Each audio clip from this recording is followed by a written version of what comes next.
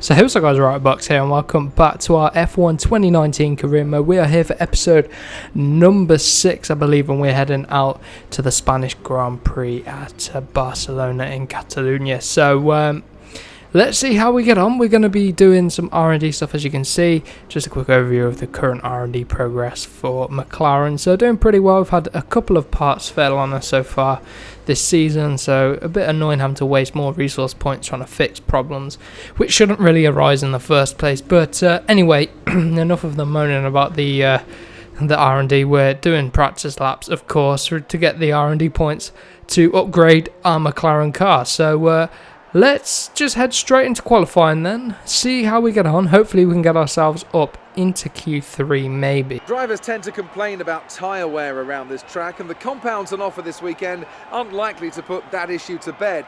Is this going to be about who can make the tyres last?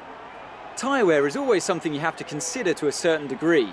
Finding a good car balance that suits the circuit will help prolong the life of the tyre, but it's true that some circuits, such as this one, are more challenging than others.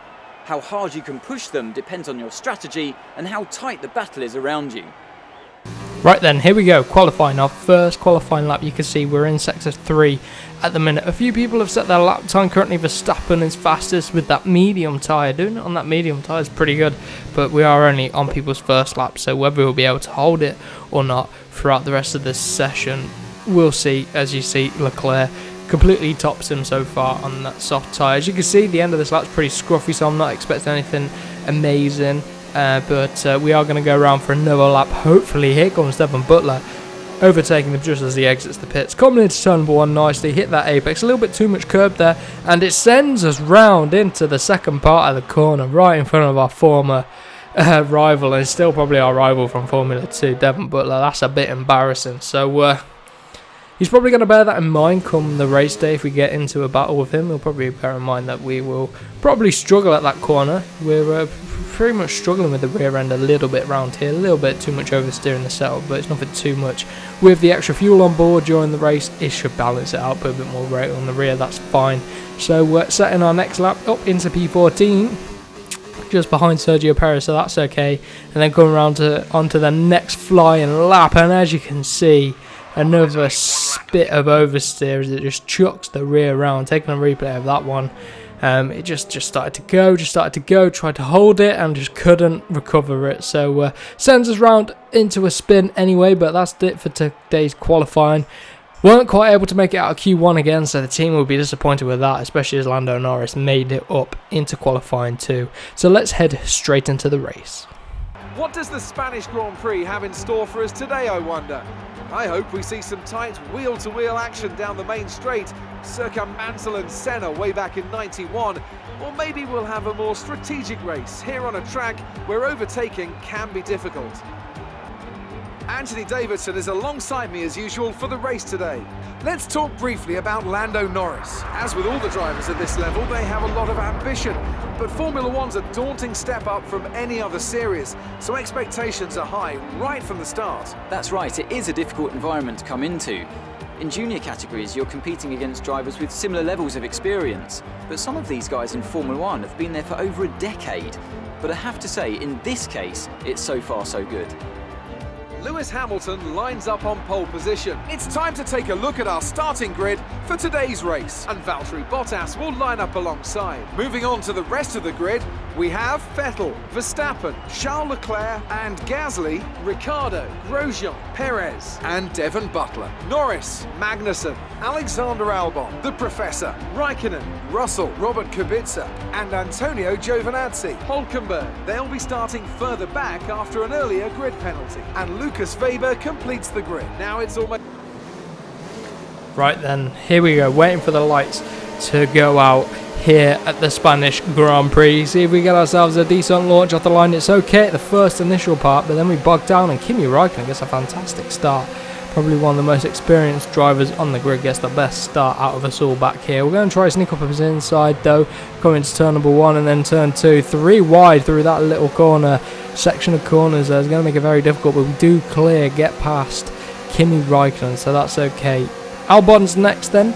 in the Toro Rosso. We should just be able to break under the Pirelli board, up his inside, keep him on the outside, and nothing he can do. So we're up into P13. We've got the train of cars up ahead, which are going to start spreading out as we try it up the inside of our teammate Lando Norris. We need to clear him as quickly as possible. He's on the outside there, running it side by side with our teammate, the rookie this season. We're both rookies this season for Formula 2, so this is an interesting driver lineup for the McLaren team, and that little mistake there gets Norris back through, and Albon's trying to follow him, but we're just about holding on to the car. That massive kick of oversteer. I told you I was struggling with oversteer. You saw it in qualifying, and it's now with us here in the race. So hopefully as we dial in to the race, we will slowly get used to this rear. Maybe it's only a little bit lively because we lit up the rears at the start, but Norris anyway, our teammate, is back through up into P12, so that demotes us to P13. So we need to try and find a way past him. Then it is our rival Devon Butler up there, so it'd be an ideal time to start beating our rival, I think, in this race, but we'll have to see how we get on. I'm feeling confident for the race. I feel like we've probably got some good race pace under us. The car's feeling good, it's feeling nimble, it's gripping through the corners, which is what I want. Only bit that slowed me down is the oversteer, but I can get used to that over the course of the Grand Prix. So lap number 4, going to be pitting in a few laps time, and we're 1.1 seconds behind Norris. So I'm going to start pushing to try and catch us at the back of him. As you can see, we are starting to get all over the back of the rookie. Let's see where we can find a way past. Can we do it before the pit stop stages? That would be good, because then we get preference coming into the pits from the team. So I would take that if possible. But we're all over the back of him. Lap number 6. This is when we're going to pit. We're going to pit on this lap. We're all over the back of Lando Norris. Can we get the job done before the pit stop stages? Because I'm not sure if he's going to be coming into the pits this time round either. So hopefully he doesn't, but we're late on the brakes. The team are asking us to come in, so I can only assume Norris isn't going to come in as well.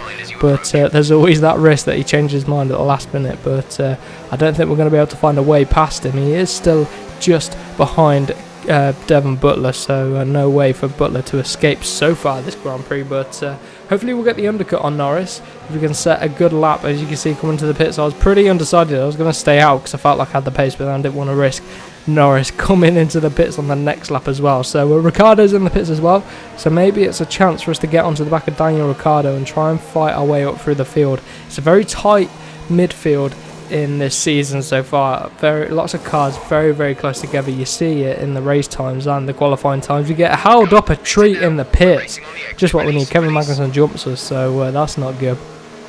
But anyway, now we're trying to get past the Haas car that was overtaking us in the pits, so we're just trying to get onto the back of him, and hopefully we can clear him on this lap, because I don't want him to hold us up on our out lap, because we are racing our teammate Lando Norris. We're trying to jump him in the pit stop stages.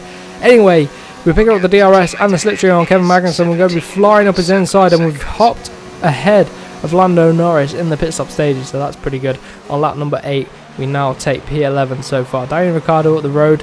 A few more cars should be pitting up ahead on the next lap, well, on the end of this lap. So hopefully we can get a few more positions, and that should put us up in the points, hopefully. That's the plan, and then I need to keep building on this race pace to try and get past them. So yeah, as you can see, Giovinazzi in the Sauber in the pits, and who's that? A Force India in the pits.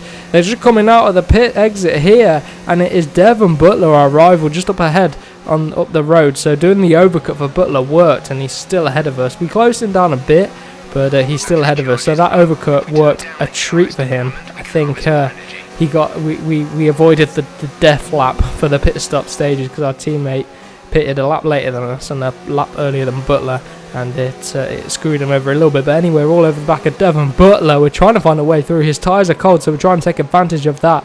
Both rookies this season coming up from the Formula 2, so lots of drivers coming up from the Formula 2 this season. So can we find a way past the Racing Point car? It's strapped in the back is that Mercedes power unit, so we're going to struggle down the straights. But if we can get a good exit, then we might get a chance. But as you can see in the slipstream, we just don't have the front end aero grip, because in that dirty air we're losing a lot of the downforce. So anyway, picking up the slipstream at the start of lap number 10, and the DRS flying up the inside at Devon Butler. If we can we make it stick? Yes we can. Absolutely nothing he can do. Now we need to bolt. While he's on the back foot, we need to try and put a gap between myself and Butler, and we are doing so. We're bringing him with us, but he's sitting back about half a second, and we're about half a second behind Daniel Ricciardo. So hopefully if we get the jump on Ricciardo, then Butler will have to try and get past Ricciardo, and that's going to give us the chance to escape Butler in that little period of time while he's stuck behind Daniel Ricciardo, because I think Ricciardo is struggling maybe with his tyres, maybe even just with that Renault car. I mean, we got the same engine, but I think the McLaren Aero package is maybe a little bit better than the Renault. The R&D tree doesn't show that, but it feels that way anyway.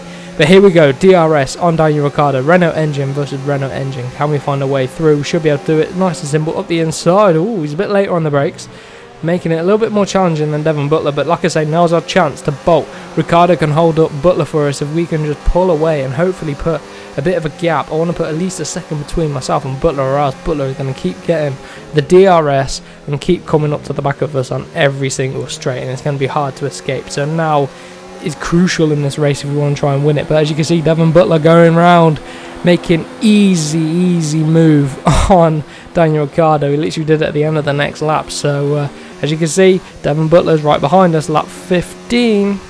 How far behind? A second behind. So Butler's just outside the DRS, and this is good. This is what we need. You just need to keep it consistent.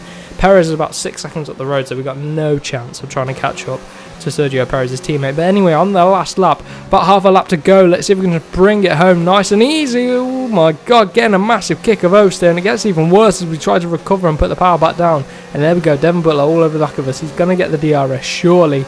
We've got some ERS saved up to try and defend. We're going straight down the middle just to try and avoid Butler coming up our inside. The engineers telling us that the tank is empty. So we need to watch the fuel coming around the final lap. We don't want to lose.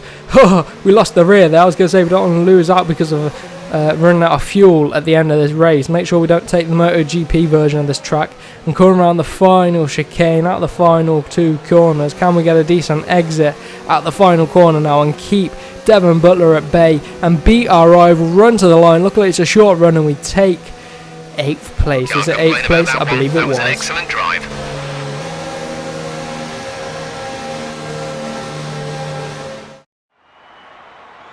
So, another fantastic victory for the Silver Arrows. Talk to me, Ant. What was it that set them apart from the competition today? Well, I honestly feel it was down to the driver and car today. I mean, we can talk driver skill all day, but if you don't have a solid team to back that, you're never going to get anywhere. When you hit that sweet spot of having both an excellent driver and an incredible car, that's when you see results like those we witnessed today. Right then, as you can see, P8 for ourselves, getting us a nice solid 4 points in the bag. It's very much best of the rest from 7th place down. So Perez was the best of the rest today, so congrats to him. We move up to 8th in the championship, just ahead of Devon Butler by 1 point now. Look at that. So it's getting an intense rivalry. But I'm going to leave you with the highlights in the post-race interview. But for now, if you did enjoy, smash the like button and share it with your friends. Don't forget to subscribe for more F1 and F1 2019 and MotoGP 19 content.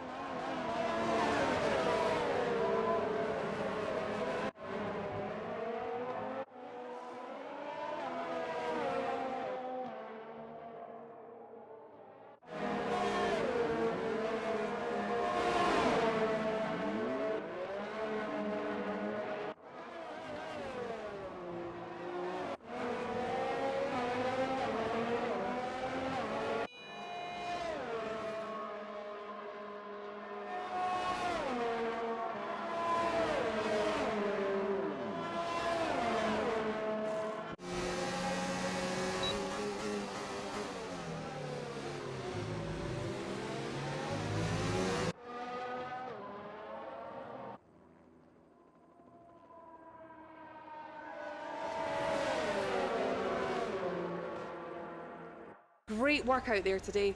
Let's have your thoughts. That was a good race for Lucas. Are you pleased? You're now ahead of your old F2 rival in the championship. That must feel good. You and Devon weren't far apart by the end of the race. How evenly matched are you? Did you struggle to get through all that traffic today? Appreciate your time.